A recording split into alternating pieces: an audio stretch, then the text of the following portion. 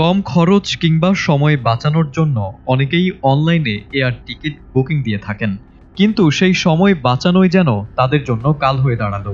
এবার দেশের অন্যতম অনলাইন এয়ার টিকিট বুকিং মাধ্যম ফ্লাইট এক্সপার্টের ওয়েবসাইট হঠাৎ বন্ধ করে দেওয়া হয়েছে, যার ফলে হাজার হাজার গ্রাহক ও ট্রাভেল এজেন্সি চরম ভোগান্তিতে পড়েছেন।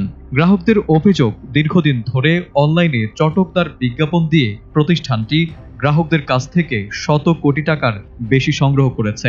এরই মধ্যে গুঞ্জন উঠেছে প্রতিষ্ঠানটির ব্যবস্থাপনা পরিচালক সেই টাকা নিয়ে গোপনে দেশ ছেড়ে পালিয়েছেন। শনিবার সকাল থেকে ওয়েবসাইটটি বন্ধ পাওয়া গেলে ঢাকার মতিঝিলে ফ্লাইট এক্সপার্টের কর্পোরেট অফিসে হুমড়ি খেয়ে পড়েন ভুক্তভোগীরা।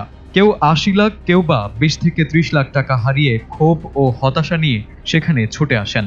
অনেকে জানান তারা কোম্পানিটির মাধ্যমে লক্ষ লক্ষ টাকার টিকিট কিনেছিলেন, কিন্তু হঠাৎ করেই মোবাইলের টিকিটের রিফান্ড বার্তা আসতে শুরু করে। ব্যবসায়িকভাবে ফ্লাইট এক্সপার্টের উপর নির্ভরশীল বিভিন্ন ট্রাভেল ও হজ এজেন্সিও বিপাকে পড়েছে। তারা ওয়েবসাইটে লগ ইন করতে পারছে না এবং টিকিট বা ওয়ালেট জমা টাকার তথ্য দেখতে পাচ্ছে না।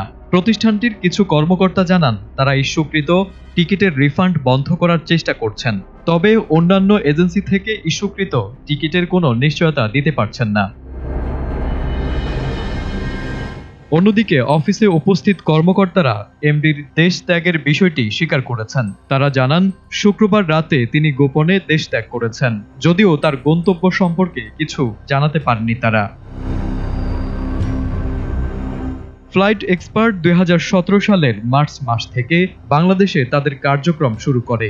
তখন একটি লঞ্চ ইভেন্টের মাধ্যমে তাদের প্ল্যাটফর্ম চালু করে। প্রতিষ্ঠার পর থেকে এটি খুব দ্রুত বাংলাদেশের অনলাইন ট্রাভেল ইন্ডাস্ট্রিতে একটি প্রভাবশালী নাম হয়ে ওঠে। তখন তারা দেশের ফ্লাইট টিকিটিং শিল্পে একটি বড় জায়গা দখল করে নেয়।